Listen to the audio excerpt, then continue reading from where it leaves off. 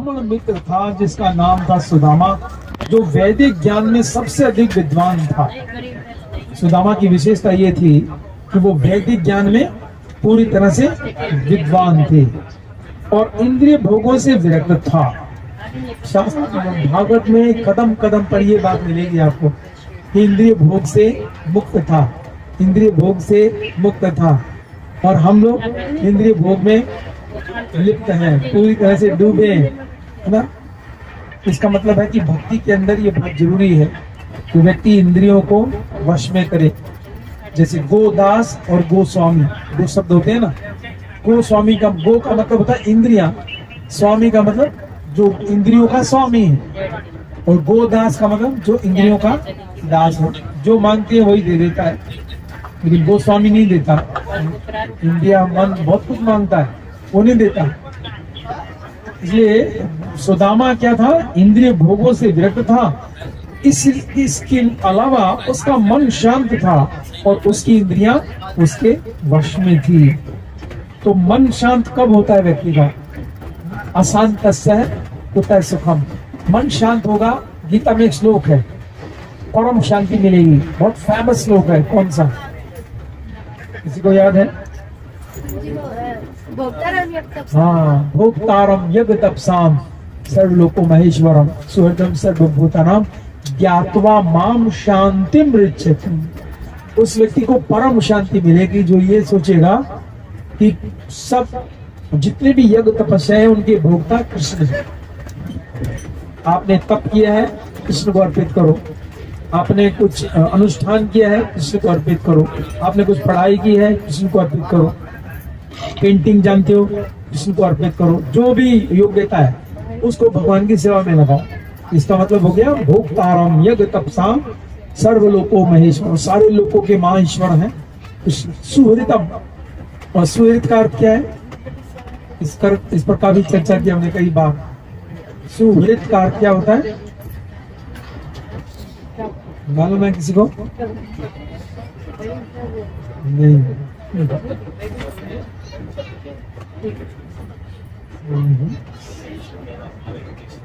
हाँ, मित्र होता है, एक तो होता है मित्र, एक होता है सुहृद। मित्र का कार्य होता है आपने मित्रता निभाई, दूसरा भी मित्रता निभाएगा। एक मित्र ऐसा होता है आप उसका बुरा कर रहे हो तो भी वो आपका भला चाहे, उसको कहेंगे सुहृद, हमेशा आपका हित चाहने वाला। तो भगवान कृष्ण कह रहे हैं जो मुझे इस भाव में मेरा ध्यान करता है कि मैं हमेशा उसका हित चाहूंगा, भले ही वो मेरा नाम ना ले, मुझे गाली दे, कुछ भी करे, तो भी मैं उसका हित चाहूंगा। भगवान कितने दयालु हैं। तो कृष्ण कह रहे हैं सुहृदम सर्वभूतानां। तो मैं असल में इस प्रकार से अगर कोई मुझे जान ले, मैं सारे यज्ञों का, भोगों का मैं ही लक्ष्य हूँ, सारे लोगों का मैं ईश्वर हूँ, मैं सुहृद हूँ सबका। ज्ञात्वा माम, जो मुझे ऐसे जान लेगा, शांति मृच्छति, उसे परम शांति प्राप्त होगी। तो ये यहाँ पर कथा अब शुरू कर रहे हैं सुखदेव गोस्वामी कि गृहस्थ जीवन में रहते हुए जो कुछ भी अपने आप मिल जाता था उसी से वह अपना भरण पोषण करता था। सुदामा जो मिल जाता था, कभी ये नहीं सोची अरे मेरे पास पैसे नहीं है है ना। हम लोग तो ज्यादातर क्या करते हैं लोग, मैंने देखा है, मरू मरू करते रहते हैं, मैं मरू मरू, कुछ नहीं है मेरे पास, सबके पास है, मेरे पास नहीं है बस। ऐसे में भगवान को बहुत दुख होता है जब कोई ऐसे करता है ना। भगवान बहुत दुखी होते हैं ऐसे देख कर। क्यों? भगवान कहते हैं मैंने तो तुझे वो दिया, उससे भी 10 रुपए ज्यादा दी जो तेरे किस्मत में नहीं थे, तो फिर भी तू मरू मरू करता है। इसका मतलब क्या है? भगवान को दोष दे रहा है ना ये व्यक्ति, क्या आपने मेरे को नहीं दिया, उनको दिया। नहीं, जो भगवान का भक्त होता है, देखिए सुदामा, उसके फटे मैले को चले कपड़े थे उसके, और नसें दिख रही थी एक एक, इतने घर में कुछ था ही नहीं खाने को, ना पहनने को, ना रहने को, कुछ नहीं था। लेकिन जो कुछ भी अपने आप मिल जाता था उसी से मैं अपना भरण पोषण करता था। उस ब्राह्मण की पत्नी भी उसके साथ कष्ट सहती रही और भूख से व्याकुल हो गई। तो पत्नी ने भी ये कभी ऑब्जेक्शन नहीं किया, पत्नी ने ऐसा लड़ाई नहीं की इस बात पर, नहीं तो ये आजकल पत्नियां भी बोल देते ना, यहीं बैठा रहा पत्थर की तरह से जा कुछ कमाने के लिए। तो देख हमारी हालत क्या कर रखी तूने, और सब इतना एंजॉय कर रहे हैं और हम कितने दुख पा रहे हैं। वो आदमी भी रोता है, फिर बेचारा सही कहता है, सही कह रही है ये। लेकिन पत्नी क्या थी, जैसे दुर्गा देवी का विषय में कहा जाता है, गौरी शंकर ऐसी जोड़ी है। देखिए कभी गौरी ने शंकर को ये नहीं कहा कि मुझे मकान चाहिए, वो बड़ा मकान चाहिए, जहाँ पहाड़ों में रखते हैं कैलाश पर्वत पर वहीं रहती हैं साथ में। कभी पार्वती देवी ने कोई डिमांड नहीं किया आज तक, आज भी वहीं निवास कर रही हैं, रह रही हैं जहाँ रखा है। तो पत्नी का यही कर्तव्य है, जैसी उनकी इच्छा वैसे उनको साथ रहना है बस।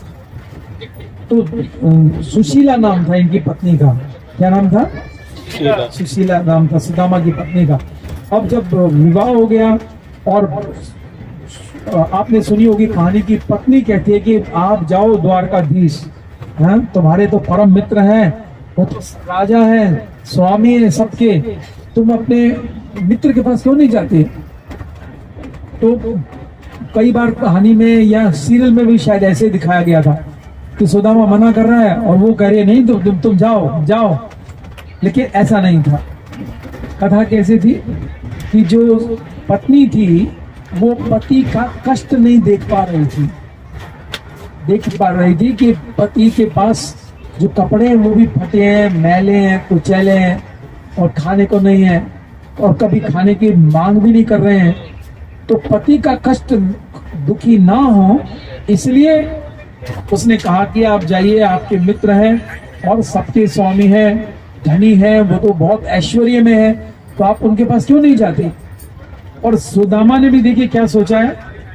सुदामा भी इसलिए नहीं जा रहा कि पत्नी कह रही है तो चलो चलता हूं। सुदामा ने क्या सोचा कि कृष्ण का दर्शन ही तो जीवन का लक्ष्य है, इस बहाने कम से कम मेरे प्रभु का मैं दर्शन कर पाऊंगा, चलो इसलिए। और यही आंखों का उत्सव है। सुदामा कह रहे हैं यही तो नेत्रोत्सव है। नेत्रों का उत्सव क्या है? श्री कृष्ण का रूप का दर्शन करना। करुणोत्सव है कृष्ण का कथा सुनना, कानों के लिए उत्सव है। इसलिए भागवत में एक उदाहरण दिया गया बड़ा सुंदर।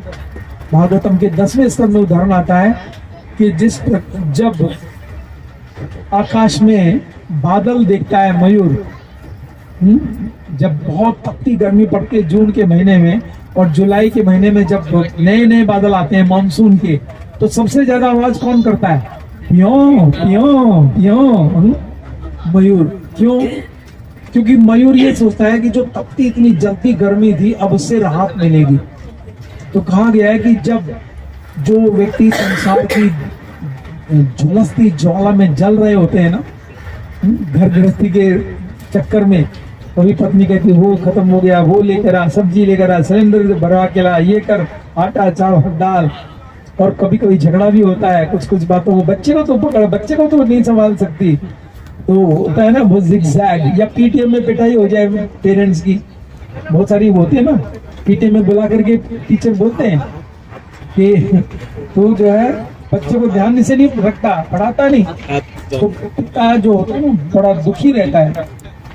एक ऐसी अवस्था में भागवत में कहा गया है, अगर वो कभी किसी भक्त को देख ले, किसी साधु को देख ले जो कृष्ण कथा का आस्वादन कराता है, तो जैसे मयूर उन बादलों को देखकर प्यों प्यों प्यों की आवाज निकालते हैं खुशी से, ऐसे ही जो झुलसती संसार की जिंदगी में लोग झुलस रहे होते हैं, जब देखते हैं कि कुछ कथा होगी, यहाँ पर कुछ चर्चा होगी, तो वो भी खुशी से चिल्लाने लगते हैं कि अरे अब हमें भी थोड़ी शांति मिलेगी, थोड़ा हमें सुख मिलेगा। ऐसे ही प्रसन्नचित हो जाते हैं वो लोग भी। तो इस प्रकार से सुदामा ने निश्चय किया कि ठीक है मैं भी जाता हूं। दर्शन के लिए गए, कुछ मांगने नहीं गए। लेकिन सुदामा कहते हैं क्या कि हे सुशीला, मैं द्वारकाधीश से मिलने जाऊंगा तो कुछ तो उपहार लेके जाना चाहिए ना उसके लिए, ऐसे खाली हाथ जाना ठीक नहीं।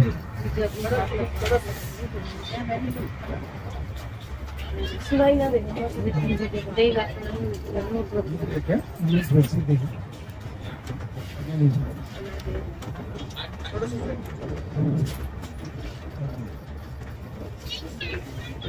सुखदेव गोस्वामी ने कहा, अच्छा ये भी हमने पढ़ लिया था सर।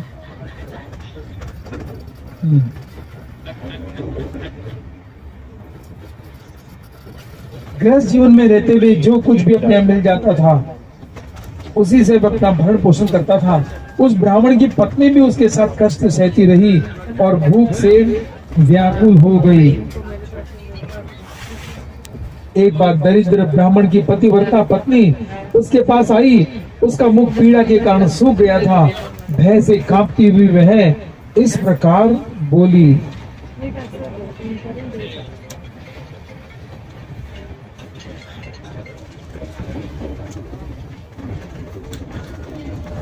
वापस चलिए इसको वहीं पे रखेंगे, ये नहीं निकालेंगे।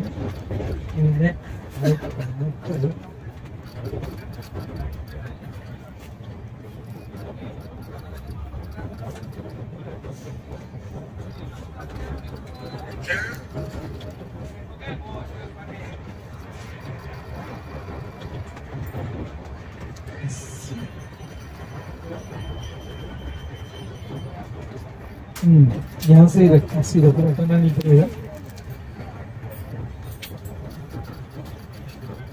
हे ब्राह्मण, वो पत्नी कहती है, हे ब्राह्मण, क्या यह सत्य नहीं है कि लक्ष्मीपति आपके परम मित्र हैं? यादवों में श्रेष्ठ भगवान कृष्ण ब्राह्मणों पर दया करते हैं तथा उन्हें अपना आश्रय देने के लिए तत्पर रहते हैं। तो क्या कह रही है पत्नी कि आपके मित्र कौन है? लक्ष्मीपति। तो लक्ष्मीपति का किसका मीनिंग है? कृष्ण का एक नाम है माधव। हाँ, जवान एकदम ये ट्रेंड है आपके प्रभु जी है। माधव का मतलब है लक्ष्मीपति, ठीक है। और इसके अलावा लक्ष्मी देवी भगवान श्री कृष्ण के साथ रहती है हमेशा। कहाँ पर?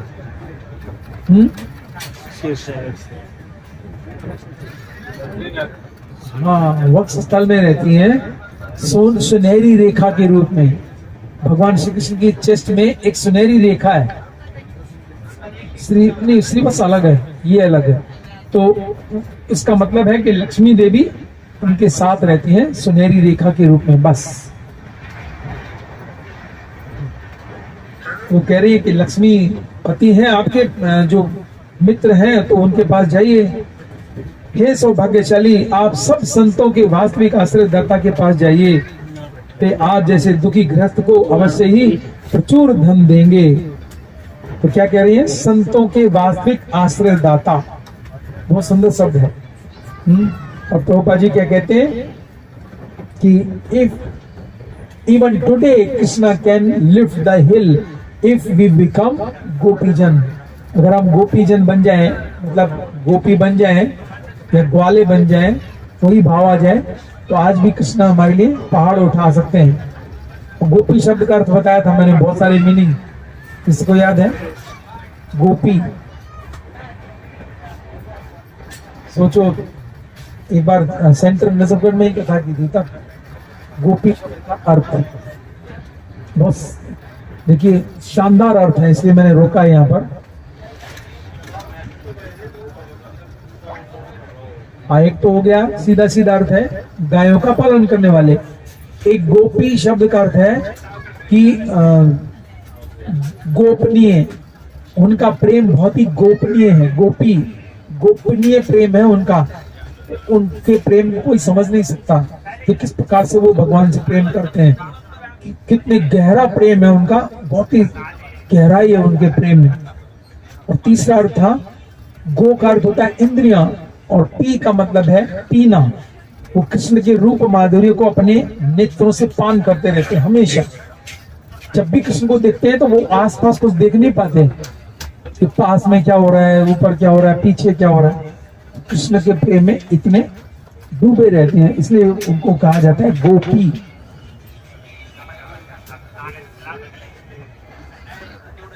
अब भगवान कृष्ण अब भोज वृष्णि अंधकों के राजा हैं और द्वारका में निवास कर रहे हैं। द्वारका शब्द कैसे पढ़ा था नाम? अभी मैंने, जिसमें द्वार ही नहीं हो, वाह।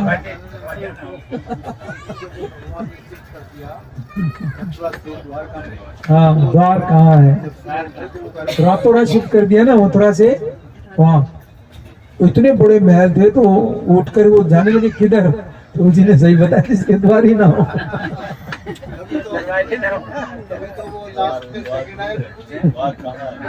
मतलब वो कह रहे हैं द्वार कहाँ है, इतना बड़ा महल है, बाहर जाने का एग्जिट कहाँ है?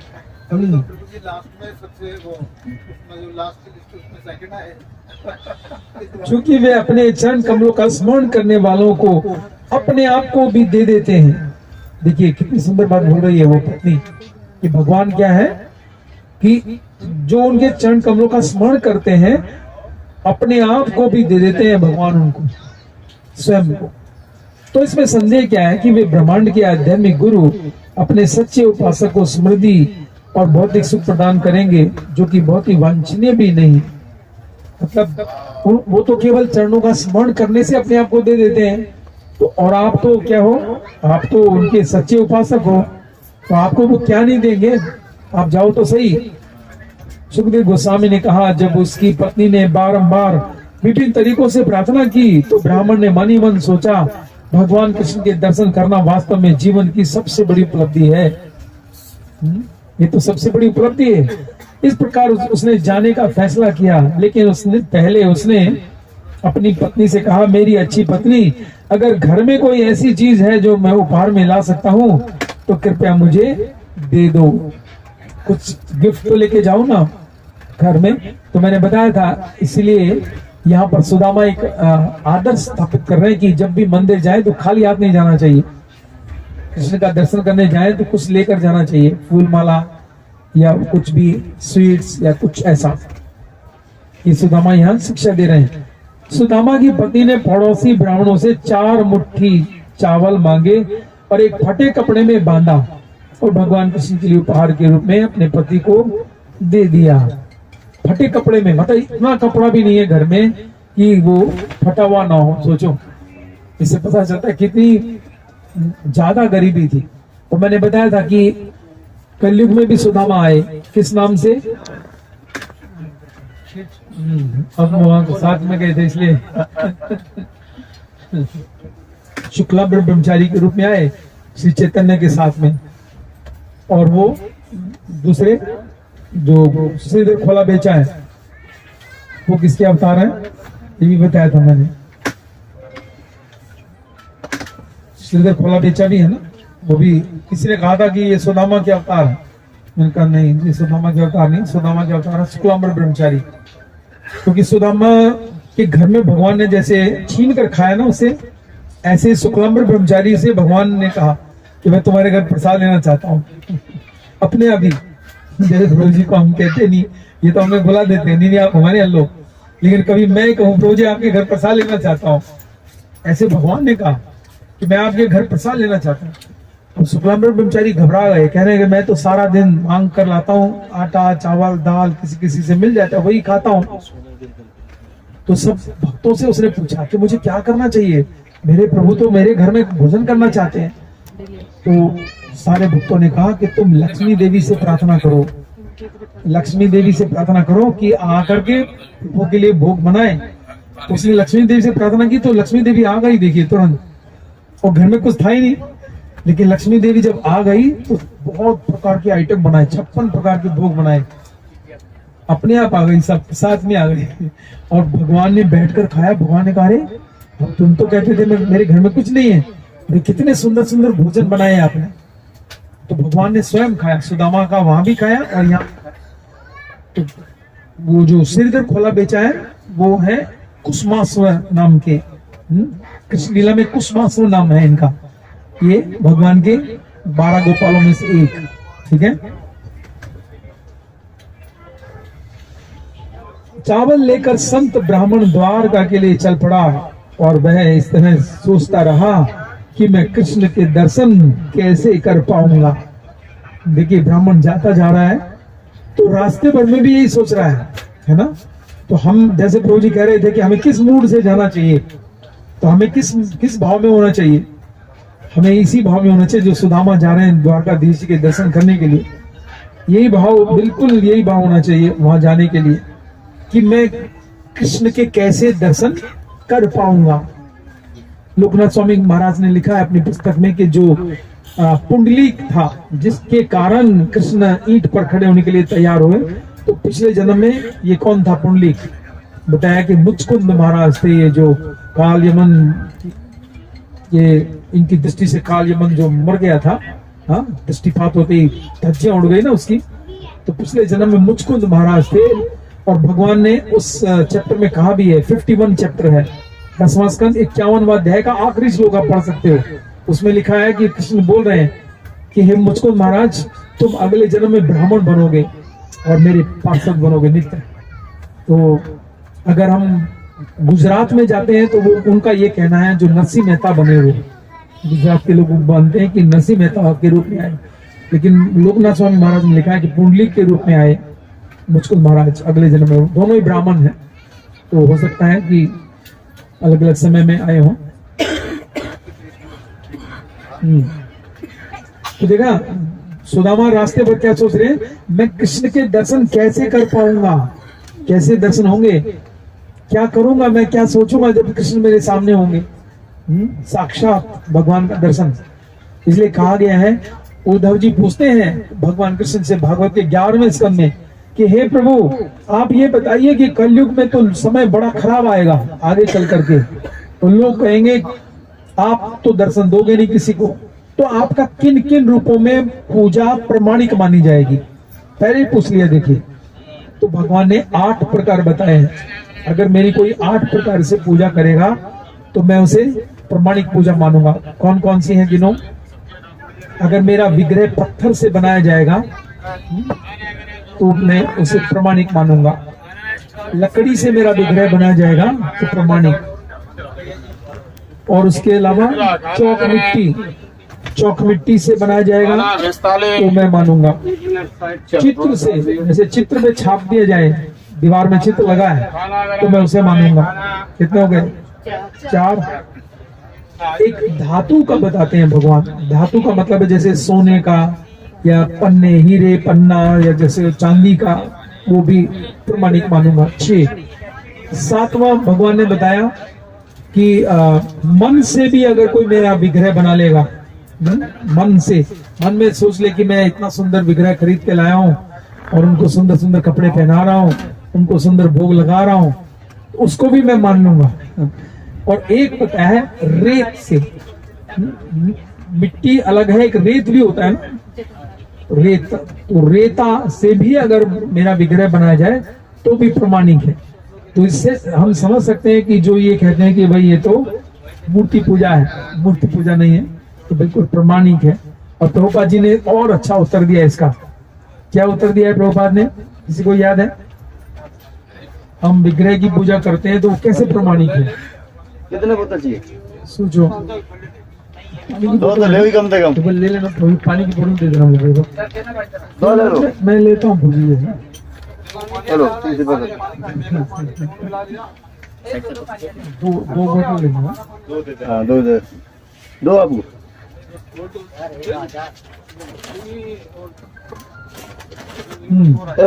दे रहा हूँ। लो साहब, हाँ कर दो। नंबर बोलो। इसके कौन बीच सा में नंबर? कहानी मिलती है। अभी थोड़ी देर में लेना। निकल जान दो। तो 8 प्रकार हो गए याद सबको। 8 प्रकार से जो पूजा है बिल्कुल प्रमाणिक है। चलो आप कैसे भी लिख लो, 11, 27, 12। चलो भाई, पानी पानी पानी। 7-12 में ये कृष्ण ने बताया, शैल, दारू मई, ये मेरा जो विग्रह है ये परफेक्ट है।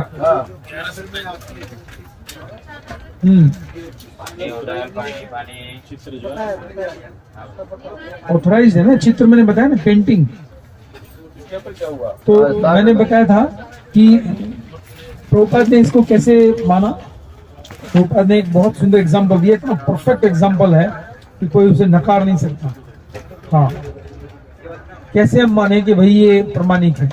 प्रभुपाद एक एग्जाम्पल देते हैं पोस्ट बॉक्स का। पोस्ट ऑफिस का जो ढोल होता है ना, कोई कह सकता है ये तो मिट्टी का है, ये तो उसने बनाया है।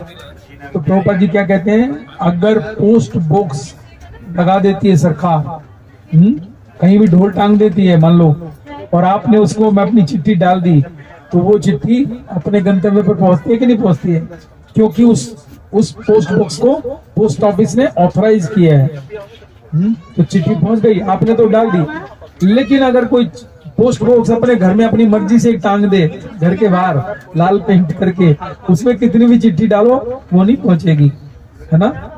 तो प्रभुपाद जी कहते हैं इसी प्रकार से जब अर्चा विग्रह की स्थापना होती है तो उसमें आह्वान किया जाता है, भगवान को बुलाया जाता है कि आप इसमें आइए, प्रवेश कीजिए, तो भगवान उसमें फिर निवास करते हैं। ठीक है, तो भगवान उसमें स्वीकार करते हैं, भगवान वार्तालाप करते हैं, भगवान सारे कार्य करते हैं फिर।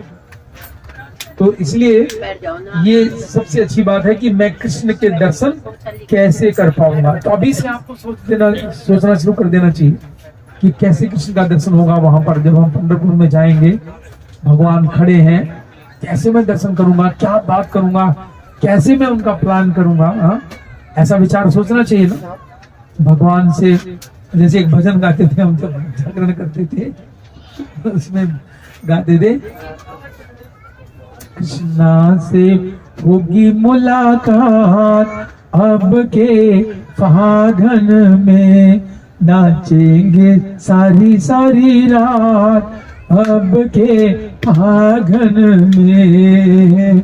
ऐसे भजन गाते थे, कृष्णा से होगी मुलाकात अब के फागुन में। तो आगे अब देखिए कितना सुंदर दृश्य आ रहा है कि विद्वान ब्राह्मण द्वारका में पहुंच गया और 3 चौकियों को पार कर लिया। तो जिसने ये भजन लिखा उसने सही नहीं लिखा, अरे द्वार पालो कह दो कन्हैया से, ऐसा नहीं था। क्योंकि भगवान ने आज्ञा दी थी कोई भी ब्राह्मण की ड्रेस में आए वो मेरे सीधे आ सकता है अंतः भवन में। तो 3 चौकियां अपने आप ही पार कर ली उसने। देखिए, ऐसा नहीं था कि द्वारपाल ने रोक लिया, कहां जा रहा है, नहीं जाने देंगे। सीधा 3 चौकियां पार कर ली और 3 प्रवेश द्वारों से गुजरा और फिर वह भगवान कृष्ण के वफादार भक्तों, अंधकों, विष्णुओं के घरों के पास से गुजरा, जो आमतौर पर कोई नहीं कर सकता था, ब्राह्मण के रूप में कर सकता था। ये प्रभुपाद जी की जब एयरपोर्ट पर चेकिंग की गई थी तो प्रभुपाद ने डांटा था उस जो चेक कर रहे थे एयरपोर्ट पर। प्रभुपाद ने कहा कि भगवान कृष्ण के समय में कोई साधु के वेश में आता था तो उसे कोई छू नहीं सकता था, और तुमने मेरे सारे कपड़े उतरवा कर ये सब चेक कर रहे हैं, क्या है ये? जो आमतौर पर कोई नहीं कर सकता था। फिर वह भगवान हरि की 16,000 रानियों के एक भव्य महल में घुस गया, और जब उसने ऐसा किया तो उसे ऐसा लगा कि वह मुक्ति का आनंद प्राप्त कर रहा हो।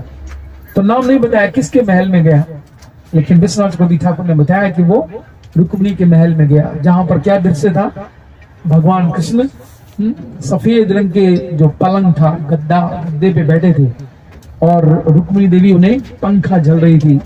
कृष्ण विराजमान है और पंखा झल रही है पत्नी, और दासियां बैठी है। देखिए, रुक्मिणी देवी कभी भी ऐसा नहीं करती थी कि दासियों से भगवान को पंखा जलवा रही है, नहीं। रुक्मिणी देवी दासियां चुपचाप बैठी रहती थी, अपने हाथ से पंखा जलती थी, है ना। ये शिष्टाचार होता है। अगर आपके घर में कोई एक्सपर्ट, कोई अच्छा सम्मानीय अगर कोई आया है अतिथि, और आप किसी नौकर को कहो पानी लाकर दो इनको, तो ये सम्मान नहीं होता उसका। स्वयं अपने हाथ से उसको पानी देना चाहिए, ये होता है रेस्पेक्ट। तो रुक्मिणी देवी ने अपने हाथ से पंखा जल रही है, और जैसे ही भगवान कृष्ण ने देखा कि सुदामा आ गए तो भगवान ने पंखा हटाया, अपना उत्तरीय वस्त्र था उसका ध्यान नहीं किया, और बड़ी तेजी के साथ दौड़ पड़े। और क्योंकि मकान ऐसा नहीं था कि छोटा हो 10 बाई 10 का हो, तो बस 2 कदम में सुदामा को पकड़ लिया। बताया गया है कि कम से कम 1200 से 2000 किलोमीटर का एक कमरा था उनका। कितना लंबे बड़े हॉल होते थे ऐसा मकान नहीं है वहां पर। और भगवान दौड़ पड़े उस महल से द्वार की तरफ। उधर सुदामा आ रहा था तो बड़ी कस के भगवान ने आलिंगन किया, और लिखा है कि भगवान ने अपने नेत्रों से अश्रु बहाए उसको आलिंगन करते समय, उसको नेत्र अभिषेक कर दिया उसका। देखिए, और जितने भी महल में नौकर चाकर थे वो सब आश्चर्यचकित हो गए कि अरे हम इतने दिन से यहाँ जॉब कर रहे हैं, नौकरी कर रहे हैं, और ये ऐसा कौन व्यक्ति है, इसने ऐसा क्या किया है जो अखिल ब्रह्मांड के स्वामी स्वयं उठे हैं और अपने पलंग से उठे और द्वार की तरफ भाग करके वहां से आलिंगन किया और कस के आलिंगन किया और फिर वार्तालाप करते हुए उसे अपने स्थान में लेकर आए, ऊंचे सिंहासन पर बिठाया और फिर पत्नी को कहा कि जल लेकर आओ और स्वयं नीचे बैठे, थाली में फूल और उनके चरणों को धोया। ये भगवान ने सुदामा के चरणों को धोया, उस जल को लिया, अपने शीश पर डाला और उस जल को पान भी किया। अद्भुत। मतलब भगवान एक किसकी भूमिका निभा रहे हैं? एक गृहस्थ की भूमिका निभा रहे हैं कि गृहस्थ का ये कर्तव्य है कि अगर कोई साधु संत घर में आता है तो उसको इस प्रकार से सम्मान देना चाहिए। लेकिन आजकल गृहस्थों की समस्या ये है कि साधु संत ही ऐसे हैं कि अंदर में बहुत काला पीला भरा होता है और ये डर लगता है पता नहीं वो बंदूक ना निकाल ले थोड़ी देर में ही और सब कुछ छीन कर भाग जाए। लेकिन फिर भी कम से कम अपना कर्तव्य का पालन करना चाहिए कि अगर कोई साधु की द्वेष में तो हम उन्हें। और देखिए फिर रुक्मिणी देवी ने वो जो पंखा जल रही थी कृष्ण को, अब कृष्ण ने क्या कहा, अब ये पंखा सुदामा को करो, और वो सुदामा को पंखा जल रही है। लक्ष्मी देवी, देखिए महालक्ष्मी है रुक्मिणी देवी, महालक्ष्मी पंखा जल रही है और ब्रह्मांड के स्वामी उनके चरणों को धो रहे हैं। ये है भक्ति का फल। इससे अद्भुत दृश्य हो सकता है कोई? लोग सोचते हैं हरे हरे हरे करने से क्या होगा लेकिन अगर कोई सच्चे मन से जब करता है तो भगवान उसे देते हैं। और भगवान ने उसे एक गाय दान करी उसी समय, और साथ में फिर उसको नहलाया धुलाया, सब कपड़े सब अच्छे। मतलब हाँ, इसमें एक मैंने चर्चा की थी वहां पर कि सुदामा ने मैले कुचैले कपड़े पहने हैं। इसका क्या कारण है कि सुदामा कपड़ों को धोता नहीं था क्या? मैले कुचैले क्यों हैं? इस बात को सोचो। ये मैंने अपने स्थान में बैठकर सोची थी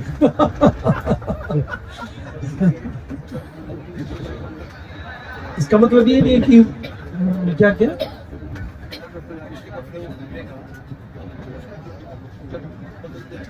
नहीं ऐसा नहीं था। एक उसके पास तो थे ही नहीं कपड़े अच्छे। मतलब मैले कुचैले क्यों थे, क्यों कहा गया भागवत में कि मैले कुचैले कपड़े पहना था? तो मैंने बताया था मुझको मेरा एक स्थान है, मेरे पास भी प्रॉम्प्टिंग आती है ऊपर से कुछ वहां से तो उसमें बहुत ही सुंदर विचार निकल के आया कि ऐसा नहीं था कि सुदामा, इसका मतलब आज जो कपड़े पहने थे कल भी वही पहनेगा। धोता नहीं था, धोता था, लेकिन मैंने बताया था उसके पास सर्फ एक्सेल के खरीदने के पैसे नहीं थे, इसलिए बार बार रोज धोने से वो काले कलर के हो गए थे, लेकिन धोता रोज था। तो ब्राह्मण का ये कर्तव्य होता है वो धुले हुए वस्त्र पहने रोज, है ना। तो इसलिए उसके मैले को चले थे क्योंकि उसके पास क्या नहीं था, दाग अच्छे हैं सर्फ एक्सेल नहीं था, इसीलिए। तो फिर भगवान ने उसका बहुत ही सुंदर, एक बार ओपन करना, आगे बढ़ते हैं, उसको बहुत अच्छे से भगवान ने सम्मान दिया। और फिर भगवान उसको साइड में ले गए, उसका हाथ पकड़ कर गए, भगवान उसको साइड में ले गए। और साइड में ले जाकर के क्या हुआ, भगवान ने उससे बात की कि अच्छा ये बताओ कि तुमने वो पढ़ाई हमने उज्जैन में जो की थी, आप तो कौन कौन गए थे उज्जैन? जब सांदीपनि मुनि का आश्रम है वहां आज भी, जहाँ पर दोनों कृष्ण और सुदामा ने पढ़ाई की थी। तो जब इतनी बार का हो गई तो भगवान उसको साइड में ले गए और कहने लगे कि ये तो मैं जानता हूं कि तुमने उसके बाद, हे ब्राह्मण तुम धर्म के मार्ग को भली भांति जानते हो, गुरु को दान देकर उनकी पाठशाला से लौटने के बाद क्या तुमने योग्य पत्नी से विवाह किया या नहीं? तो भगवान एक बात पूछ रहे हैं, कैसी पत्नी से विवाह करना चाहिए? योग्य पत्नी, गुण देख करके, चमड़ी देख करके नहीं। आमतौर पर जो विवाह आजकल होते हैं वो चमड़ी देख करके विवाह होते हैं, सफेद है या नहीं, काली है तो नहीं। तो योग्य पत्नी से तुमने विवाह किया कि नहीं? यद्यपि तुम अधिकांशतः है गृहस्थी के कामों में ही व्यस्त रहते हो, फिर भी तुम्हारा मन भौतिक इच्छाओं से प्रभावित नहीं होता। हे विद्वान, न ही तुम भौतिक संपत्ति की खोज में अधिक आनंद लेते हो, यह मैं भली भांति जानता हूँ। भगवान की माया से उत्पन्न होने वाले सभी भौतिक प्रवृत्तियों का त्याग करके कुछ लोग सांसारिक इच्छाओं से प्रभावित मन से सांसारिक कर्तव्यों का पालन करते हैं। वे सामान्य जनता को निर्देश देने के लिए मेरे जैसा कार्य करते हैं। मेरे प्यारे ब्राह्मण, हाँ, यहाँ पर मैंने कहानी सुनाई थी, इससे पहले की है वो कहानी सुना देते हैं, क्योंकि समय ज्यादा हो जाएगा तो फिर हम रोक देंगे। असल में सुदामा इतना ज्यादा गरीब क्यों हुआ था, इसके ऊपर चर्चा की थी मैंने।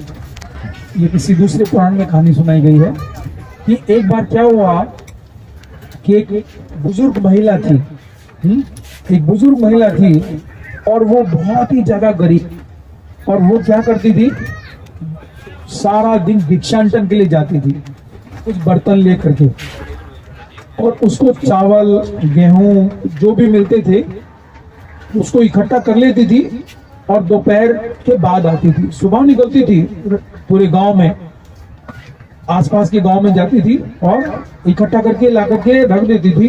फिर स्नान करके उसको फिर कूट करके पानी मिला करके नमक मिला करके भोग लगा करके खाती थी। एक दिन क्या हुआ कि जब वो 2-3 दिन से भूखी थी और उसे कहीं भिक्षा नहीं मिली, फिर एक दिन उसने काफी देर तक भिक्षाटन किया, कई दूर दूर तक गए, और फिर उसको एक थोड़ा सा कुछ अनाज मिल गया। उस अनाज को लेकर के उसने आकर के टांग दिया अपने घर की झोपड़ी में रहती थी, झोपड़ी के बाहर, और उसने सोचा कि अब मैं स्नान कर लेती हूँ, फिर बाद में इसको पका करके भोग लगा करके बाद में इसका आस्वादन करूंगी। अब हुआ ये कि उस गांव में चोर आए और चोर चोरी कर रहे थे, सबका सामान छीनते जा रहे थे। तो इसके घर में भी आए, ये स्नान घर में अपना स्नान कर रही थी, इसके घर में कुछ था ही नहीं। तो उन्होंने देखा कि एक खूंटी पे कुछ थैली लटकी है, इसी को ले चलते हैं। वो उठा करके चोर उसको ले गए, और उन्होंने रास्ते में जाकर देखा, रहे इसमें तो गहने हैं, गहने हैं इसमें, इस पॉकेट में, निकालो इन गहनों को। तो उन्होंने, गहने तो है नहीं, अनाज के वो थे दाने, उठा करके उन्होंने सोचा कि इसका हम क्या करेंगे, अनाज हम तो वैसे ही बहुत खा पी लेते हैं। और आगे जाकर के एक आश्रम पड़ा, उसके बाहर वहां पर भी कोई खूंटी थी, उसमें टांग कर आगे बढ़ गए। और वो आश्रम किसका था? सांदीपनि मुनि आश्रम था वो। वहां पर टांग करके आगे चले गए। अब वो बुजुर्ग महिला जो बेचारी मांग कर लाई थी सारे गांव में वो अपने गेहूं, तो गेहूं को देखती है तो है नहीं वहां पर। बड़ी दुखी हुई, आंखों में आंसू आ गए, रोने लगी, कहने लगी मैं तो पूरा दिन बुजुर्ग इस उम्र में मांग करके लेकर आई, पता नहीं कौन ले गया उनको। और उसने इतना ज्यादा दुखी होकर के श्राप दे दिया कि जो मेरे लाए हुए उन गेहूं को खाएगा वो ऐसा गरीब हो जाएगा, उसकी सारी धन संपत्ति लुट जाएगी उसकी, जो उनको खाएगा। और ऐसा कह करके बेचारी चुपचाप बैठ गई। अब देखिए हुआ क्या कि जो सुदामा थे, इसमें आया था, पहला श्लोक आया था ना कि वो बहुत बड़ा पंडित था, बहुत बड़ा विद्वान था और बहुत ज्ञानी व्यक्ति था। ये ऐसे ही भगवान का पार्षद नहीं बना।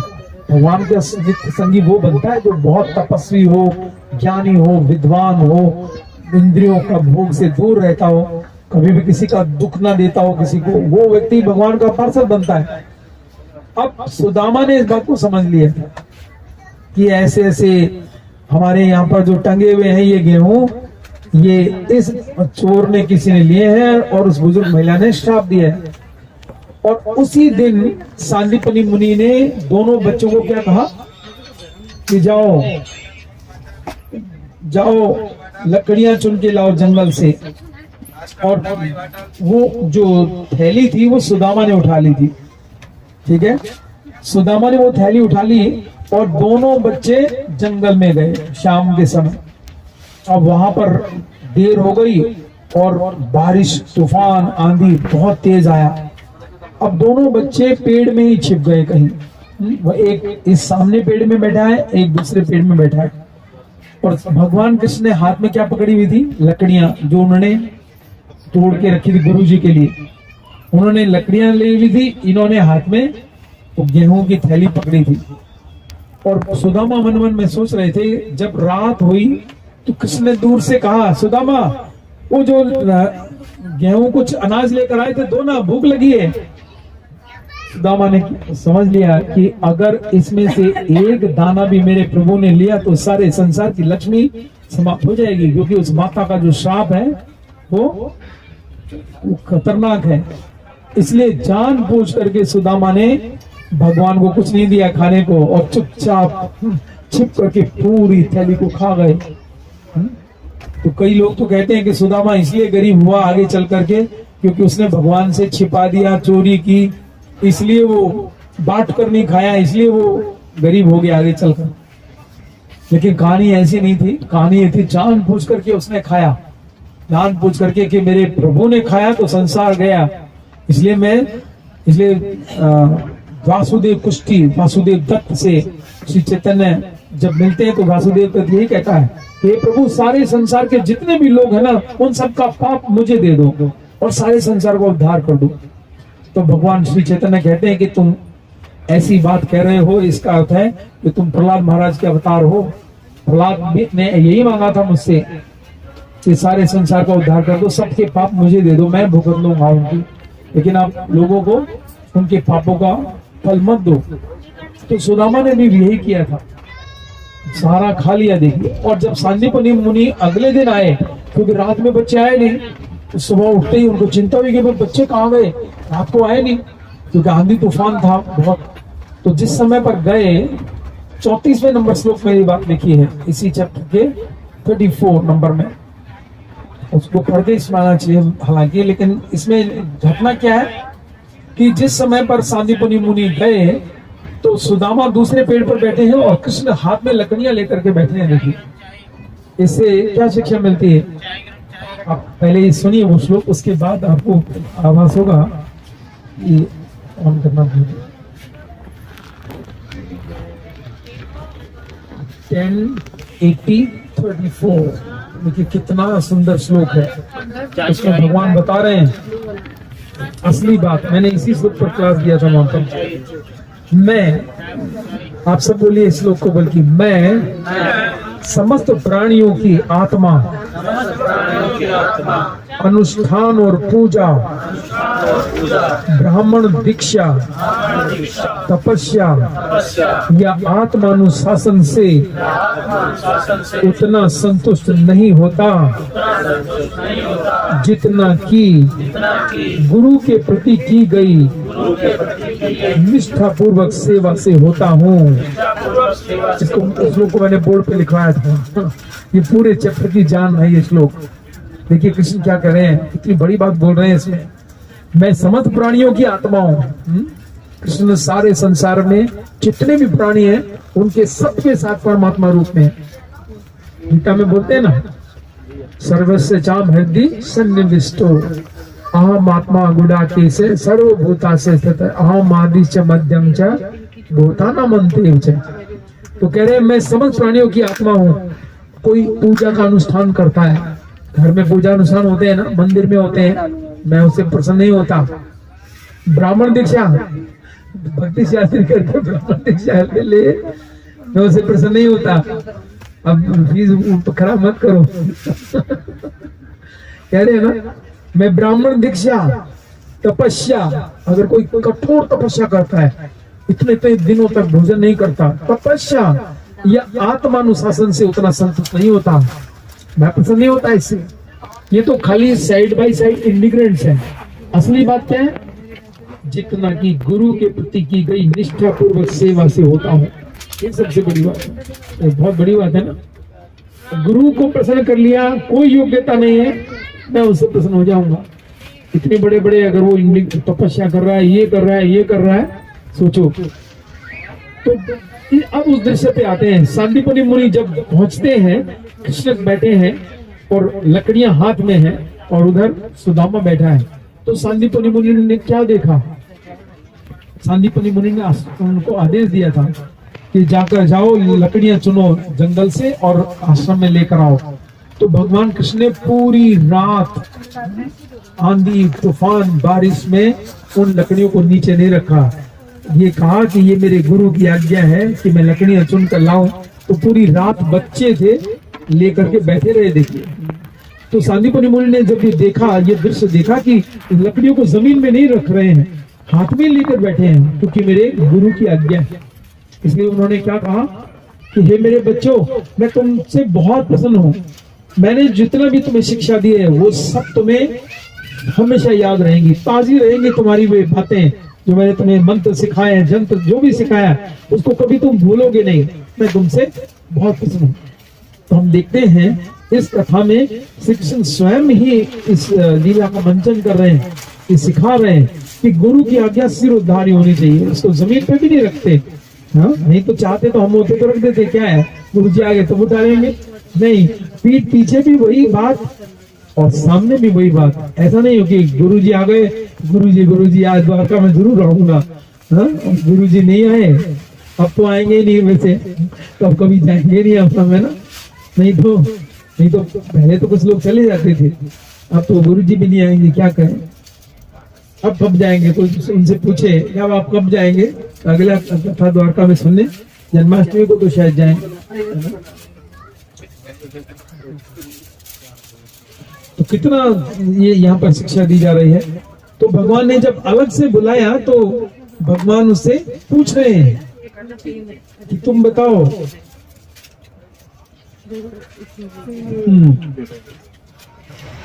वो गुरु जी बोल रहे हैं, देखिए क्या,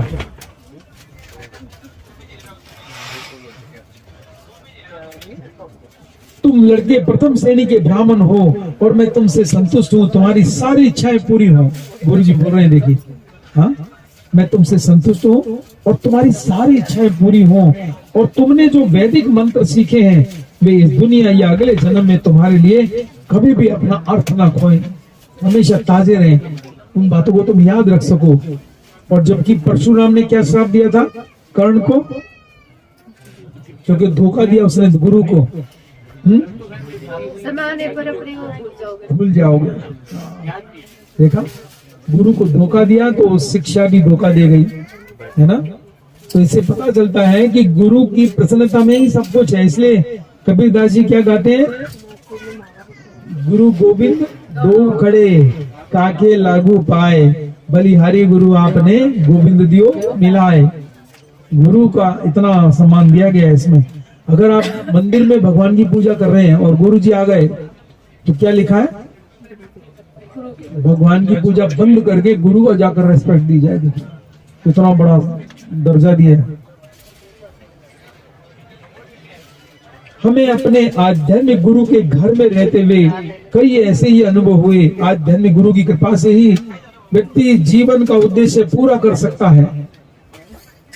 वाह, आध्यात्मिक गुरु की कृपा से ही व्यक्ति जीवन का उद्देश्य पूरा कर सकता है और शाश्वत शांति प्राप्त कर सकता है।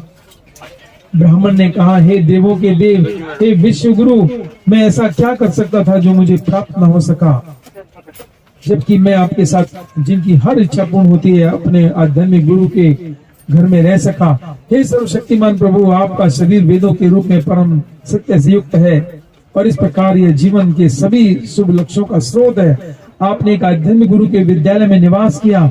यह आपकी एक लीला मात्र है जिसमें आप एक मनुष्य की भूमिका निभाते हैं। श्री सुखदेव गोस्वामी ने कहा, भगवान हरि कृष्ण सभी जीवों के हृदय को भली भांति जानते हैं और वे ब्राह्मणों के प्रति विशेष रूप से समर्पित हैं। जब सभी संतों के लक्ष्य परमेश्वर द्विजों में श्रेष्ठ से इस प्रकार बातचीत कर रहे थे, तब उन्होंने हंसकर अपने प्रिय मित्र ब्राह्मण सुदामा से निम्नलिखित शब्द कहे और वे इस दौरान वे मुस्कुराते रहे और स्नेह से उनकी ओर देखते रहे। अब भगवान बातें करते करते उसकी ओर देख रहे हैं। क्यों मुस्कुरा रहे हैं भगवान यहाँ पर? कुछ कारण है ना, भगवान हंस रहे हैं और बात कर रहे हैं उससे, कुछ कारण होगा ना। सोचो क्या कारण है। वो तो पहले पूछ चुके। अब भगवान इसलिए हंस रहे हैं कि तुम मेरे लिए कुछ खाने को लाए थे और अभी तक बताया नहीं तुमने। हाँ, तो जो तुम खाने की मेरे लिए वस्तु लाए थे अपने घर से वो तो अभी तक दी नहीं। तो भगवान बात करते करते हंस रहे हैं इसलिए। तो विश्वनाथ चौधरी ठाकुर बताते हैं मन की बात, हाँ, कि कृष्ण इसलिए हंस रहे हैं कि जो मेरे लिए लाए थे वो तो अभी तक दिया नहीं, कितनी देर हो गई। और सुदामा ने कहाँ छिपा रखा था?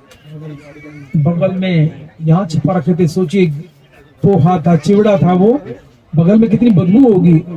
और वो तो कई किलोमीटर पैदल भी चले। लेकिन भगवान ये नहीं देखते, भगवान प्रेम के भूखे हैं। इसलिए उस भगवान ने क्या किया, अचानक सर्वज्ञ भगवान लिखा है यहाँ पर, ये सर्वज्ञ भगवान मतलब भगवान जान गए कि इसने बगल में छिपा रखा है जो खाने का वस्तु है। देखिए, अचानक भगवान चिल्ला पड़े और भगवान ने कहा, ये क्या है, ये तुम क्या लेकर आए हो मेरे लिए?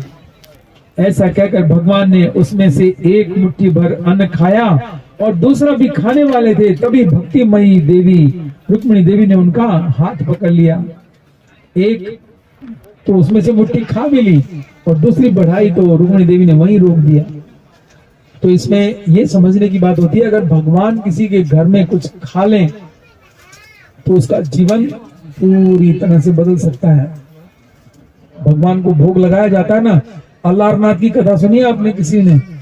अलारनाथ में एक ब्राह्मण रहता था मधु नाम का, और एक दिन उसको कहीं जाना पड़ा तो उसका छोटा बच्चा घर में था। उसने कहा कि तुम भोग लगा दो भाई इसको। तो जगन्नाथपुरी के पास में अलारनाथ, तो उसको कहा कि तुम भोग लगा देना। लेकिन हुआ क्या कि अब बच्चे को बोल दिया तुम भोग लगाना, और बच्चा भोग लगा करके जैसे पिताजी लगाते थे चला गया इधर खेलने। थोड़ी देर में आया तो देखा तो भोग ऐसे ही रखा है। फिर आया, थोड़ी देर में पर्दा खोल के देखता है, फिर ऐसे ही रखा है। फिर बच्चा रोने लगा, कहने लगा मेरे पिताजी ने कहा था देख ध्यान रखना, भगवान ठीक से खाएं, और आप तो प्रभु इसे खा नहीं रहे हो, और आप नहीं खाओगे तो मेरे पिताजी मेरी पिटाई करेंगे। आप खा लो, आज खा लो, क्योंकि आज के बाद मैं जिम्मेदारी नहीं लूंगा। वो बच्चा रोते रोते भगवान को बोल रहा है। देखिए अब हुआ क्या, बड़ी मिन्नतों के बाद भगवान ने फिर उसको देखा, बच्चा इतना प्रेम से बोल रहा है, तो भगवान ने सारा खा लिया। खीर था, खीर सारी खा ली। अब वो आया ब्राह्मण, इसका पिताजी आया शाम को, कहने लगा बेटा मधु वो लेकर आ वो महाप्रसाद की प्लेट। तो बेटे ने कहा महाप्रसाद? कौन सा महाप्रसाद? कह रहे जो भोग लगाया था। कह रहे तो भगवान ने सारा खा लिया। वो कह रहा है तू झूठ बोल रहा है, तू खा गया। कह रहा नहीं मैंने नहीं खाया बिल्कुल। कह रहे तो कोई पक्षी ने किसी ने खाया होगा, जीव जंतु ने खाया। कह रहे नहीं भगवान ने खाया, मैंने देखा था। तो बोले कब भगवान कब से खाने लगे भाई? मैं इतने दिन से भोग लगा तो मेरे सामने कभी नहीं खाया, और आज तो कह रहा भगवान ने खा लिया। अभी दोबारा भोग लगा, खीर बनाओ इस भगवान के लिए जल्दी भाई। दोबारा माता से खीर बनाई गई और बेटी को ही कहा गया तू ही भोग लगा, अब देखता हूँ कैसे भगवान खाएंगे। अब वो बच्चा भगवान को भोग लगा करके कांप रहा था, बिल्कुल कांपते कांपते भोग लगाया कि प्रभु बड़ी समस्या है, आपने नहीं खाया तो मैंने कितनी मेहनतों से तो आपको खिलवाया, और अब मेरा पिताजी कह रहा है तो झूठ बोल रहा है, तो एक बार और खा लो फिर आप इनको विश्वास हो जाए आपका। और भगवान ऐसे ले नहीं रहे थे, क्योंकि पिताजी दरवाजे के पीछे पर्दे के पीछे से देख रहे थे कि भगवान कैसे खाएंगे। और फिर वो बैठ करके रोने लगा। बच्चे ने प्रार्थना की, हे प्रभु आपसे विनती है कि अभी खा लोगे तो मैं पिताजी को साफ बोल दूंगा। अभी तो मेरा पिताजी इसलिए बोल रहा है कि मुझ पर उनको विश्वास नहीं है, भरोसा नहीं है, वो सोच रहे मैंने खाया है, मैंने कहीं बाहर फेंक दिया, तो अब आप एक बार खा लो बस। बड़ी मिन्नतों के बाद भगवान ने वो बहुत इतना बड़ा विग्रह है, देखा है किसी ने अलारनाथ? अभी हम गए थे ना लास्ट विजिट में गए भी थे, इतना जमीन से ऊपर और इतनी हाइट तक का विग्रह, काले रंग का भगवान विष्णु चतुर्भुज में बैठे, और भगवान ने अपना हाथ बढ़ाया और उसका पिताजी पर्दे के पीछे से देख रहा है। भगवान ने हाथ बढ़ाया खीर उठाने के लिए, और खीर में हाथ डाला ही था तो उसके पिताजी ने हाथ पकड़ लिया भगवान का, आके देखिए, अरे तुम अगर ऐसे खाने लगे तो हमारे घर में तो और खर्चा बढ़ जाएगा, एक इतने परिवार है वही उसका गुजारा नहीं चलता, तुम रोज खाने लग जाओगे। और भगवान के हाथ में जो खीर थी, उसकी हाथ पकड़ने से उसकी छींटे भगवान के ऊपर पड़ी, तो गर्म खीर थी। तो आज भी अगर आप अलारनाथ जी के दर्शन करने जाओ तो पूछ सकते हो पुजारी से कि जो भगवान को छींटे लगी थी वहीं वहीं छेद हो गए पत्थर में, यहाँ कई छेद हैं, हाँ हाथ में भी है एक छींट ऐसे लगी है, गर्म खीर थी। लेकिन जब भगवान का हाथ पकड़ा ना तो भगवान बोले भी, भगवान बोलने लगे कि दुष्ट कंजूस ब्राह्मण, तेरे जैसे दुष्ट व्यक्ति के हाथ से तो मैं कभी नहीं खाऊं, ये तो तेरा बेटा है मधु, इसके हाथ से मैंने खाया था। और वहीं की वहीं फिर भगवान बस वहीं चुप हो गए कि तेरे जैसे व्यक्ति का तो मैं कभी नहीं खाता। तो आज भी सोचो, जो हम भगवान को खिलाते हैं और भगवान हमारा भोग अगर ले लेते हैं तो हमारा जीवन सफल हो जाएगा बस। तो इस प्रकार से भगवान ने अपने एक मुट्ठी खाया, दूसरी मुट्ठी खा रहे थे तो रुक्मिणी ने हाथ पकड़ लिया और रुक्मिणी देवी क्या बोली, हे विश्वात्मा, इस लोक तथा परलोक में उसे सभी प्रकार की संपत्तियां प्राप्त करने के लिए यह पर्याप्त से भी अधिक है।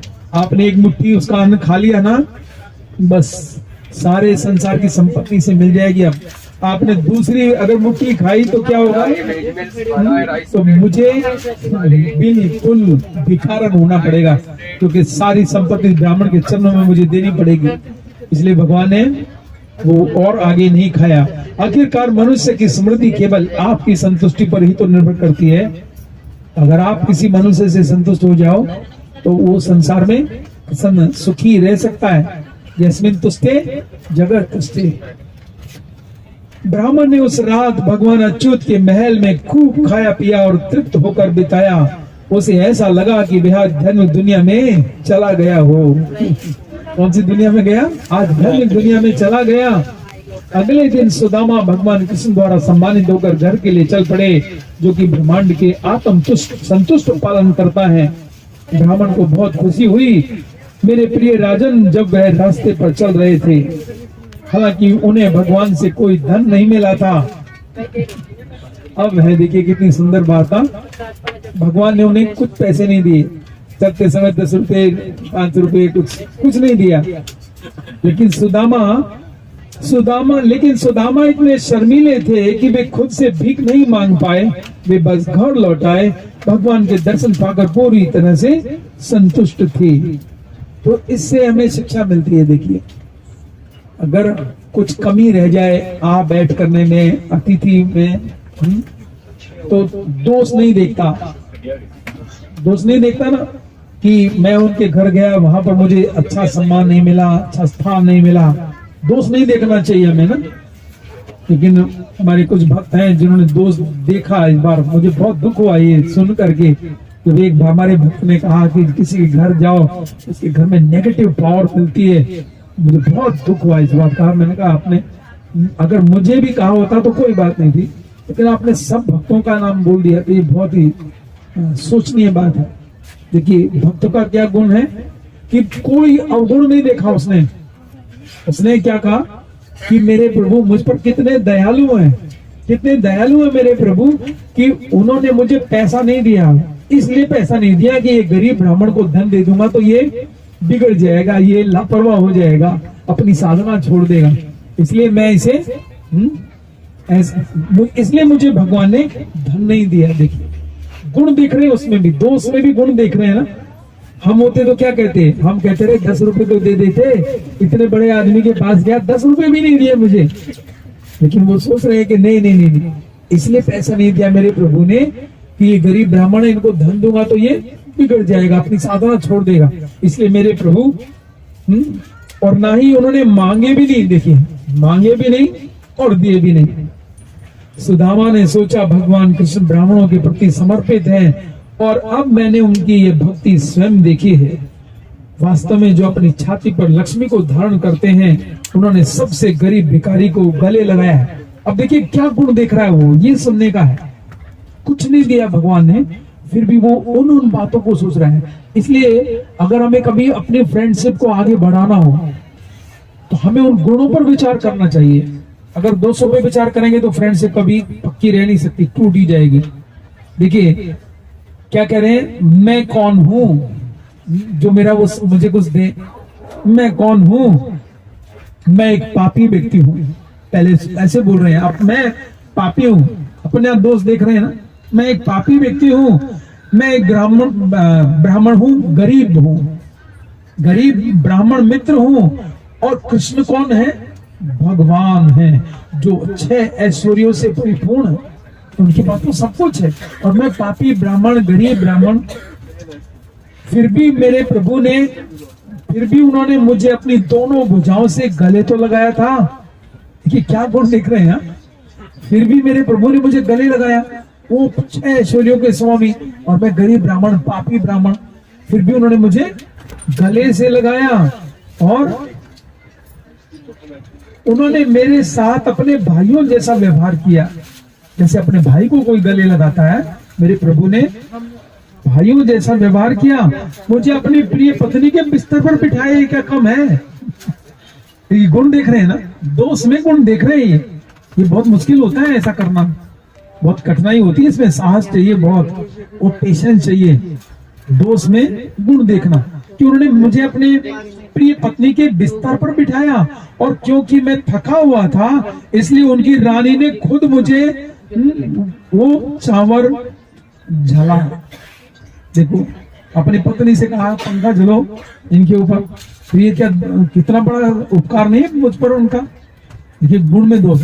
और जबकि एक पैसा नहीं मिला, गए किस लिए थे, इतनी दूर पैदल यात्रा की थी, किस लिए, पंखा चलवाने के लिए, धन लेने के लिए गए थे, लेकिन नहीं दिया।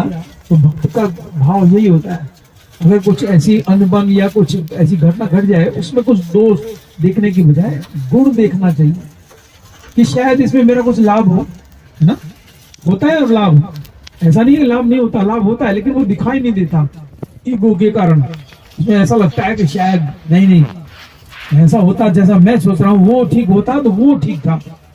देखिए तो यद्यपि वे समस्त देवताओं के स्वामी हैं तथा समस्त ब्राह्मणों के पूज्य हैं, फिर भी उन्होंने मेरी पूजा इस प्रकार की मानो मैं स्वयं देवता हूँ। तो नीचे चरणों में बैठे, चरणों को धोया और मेरे पैर दबाए और अन्य विनम्र सेवाएं की। इसके अलावा दूसरा चक्रवर्ती ठाकुर ने बताया कि भगवान ने उनके चरणों की मालिश की थी, बस हो गया। उनके चरण कमलों की भक्ति ही उन सभी सिद्धियों का मूल कारण है जो मनुष्य स्वर्ग, मोक्ष, पाताल तथा पृथ्वी पर प्राप्त कर सकता है। ये सोचकर कि यदि यह बेचारा अचानक धनवान हो गया तो अपने सुख के नशे में मुझे भूल जाएगा, दयालु भगवान ने मुझे थोड़ा भी धन नहीं दिया। इस प्रकार सुखदेव गोस्वामी ने आगे कहा, सुदामा अंततः उस स्थान पर आ पहुंचे जहां उनका घर था, लेकिन जब वो पहुंचे तो चारों ओर से ऊंचे दिव्य महलों से भरा हुआ था। सूर्य, अग्नि, चंद्रमा की संयुक्त चमक से भी अधिक चमक रहा था। वहां भव्य प्रांगण था, क्या क्या भगवान ने दिया, और उद्यान थे, उसी में फार्म हाउस था, मकान के अंदर ही फार्म हाउस, जिसमें से प्रत्येक में पक्षियों के झुंड थे, तालाबों से सुशोभित थे, जिसमें कुमुद, अम्बोज, कलवा और उत्पल कमल उग रहे थे। सुंदर वस्त्र पहने हुए पुरुष और हिरण जैसी आंखों वाली महिलाएं उपस्थित थी। सुदामा ने सोचा, यह सब क्या है, यह किसकी संपत्ति है, यह सब कैसे हुआ। तो वह इस प्रकार विचार कर रहा था तो देवताओं के समान तेजस्वी सुंदर पुरुष और दासियां ऊंचे स्वर में गीत और वाद्य संगीत बजाते हुए अपने सौभाग्यशाली स्वामी का स्वागत करने के लिए आगे आए। जब ब्राह्मण की पत्नी को पता चला कि उसका पति आ गया है तो वह खुशी से झूमती हुई घर से बाहर निकली। वह अपने दिव्य निवास से निकली हुई भाग्य की देवी लग रही थी। जब उस पतिव्रता स्त्री ने अपने पति को देखा तो उसकी आंखें प्रेम और उत्सुकता के आंसुओं से भर गई। उसने आंखें बंद करके गंभीरता से उसे प्रणाम किया और मन ही मन उसे गले लगा लिया। सुदामा अपनी पत्नी को देखकर आश्चर्यचकित हो गए, क्योंकि वो गहनों से सजी थी। वह प्रसन्नता पूर्वक अपनी पत्नी को साथ लेकर अपने घर में गया, जहां भगवान महेंद्र के महल के समान ही सैकड़ों रतन जड़ित स्तंभ थे। देखिए घर में क्या क्या है, 100 पिलर थे घर में, जो पिलर मकान बना था। सुदामा के घर में दूध के झाग की तरह मुलायम सफेद पलंग थे, हाथी दांत से बने पलंग सोने से सजे हुए थे। वहां सुनहरे पैरों पर सोफे भी थे, सुनहरे पैरों वाले सोफे थे। हैं पूजी आपके उसने बनाए थे ऐसे सोफे जिसमें सोने के पांव हो। देखिए साथ ही शाही चमर पंखे, सुनहरे सिंहासन, मुलायम तकिए और मोतियों की लड़ियों से लटकी चमचमाती छतरियां भी थी। कीमती पन्ने से चमचमाते हुए क्रिस्टल ग्लास की दीवारों पर रतन जड़ित दीपक चमक रहे थे और महल की सभी महिलाएं कीमती रत्नों से सजी हुई थी। जब उसने सभी प्रकार के शानदार वैभव को देखा तो ब्राह्मण ने शांति से अपने अप्रत्याशित समृद्धि के बारे में खुद से तर्क किया। मैं तो हमेशा से ही दरिद्र रहा हूँ। निश्चय ही मुझ जैसे अभागे व्यक्ति के अचानक धनवान बनने का एकमात्र संभव तरीका यही है कि यदुवंश के परम ऐश्वर्यशाली सरदार भगवान कृष्ण ने मुझ पर दृष्टि डाली हो। आखिरकार मेरे मित्र कृष्ण जो 10 सहराओं में सबसे श्रेष्ठ और असीमित धन के भोगी हैं, ने देखा कि मैं उनसे गुप्त रूप से भीख मांगना चाहता हूँ। मतलब मैं मांगना चाहता था, इसलिए उन्होंने दिया मुझसे। इस प्रकार भले ही उन्होंने मेरे सामने खड़े होने पर इसके बारे में कुछ नहीं कहा, लेकिन उन्होंने वास्तव में मुझे सब प्रचुर धन प्रदान किया।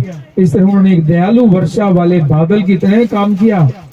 भगवान अपने बड़े बड़े वरदानों को भी तुच्छ समझते हैं, जबकि वे अपने शुभ चिंतक भक्त द्वारा की गई छोटी सी से छोटी सेवा को भी बड़ा मान लेते हैं। इस प्रकार भगवान ने प्रसन्नतापूर्वक मेरे द्वारा लाए गए चावलों में से एक मुट्ठी चावल स्वीकार कर लिया। भगवान सभी दिव्य गुणों के परम दयालु भंडार हैं। मैं जन्म जन्मांतर तक प्रेम मैत्री सहानुभूति की सेवा करता रहूंगा। ये सबसे बड़ी बात है। इतना धन मिलने के बाद भी क्या कह रहे हैं, मैं उनकी सेवा सदा करता रहूंगा। नहीं तो धन आने के बाद व्यक्ति नहीं करता। अरे गरीबों का काम है, बेकार लोगों का काम है भक्ति पूजा नाम लेना। तो मैं सेवा करता रहूंगा।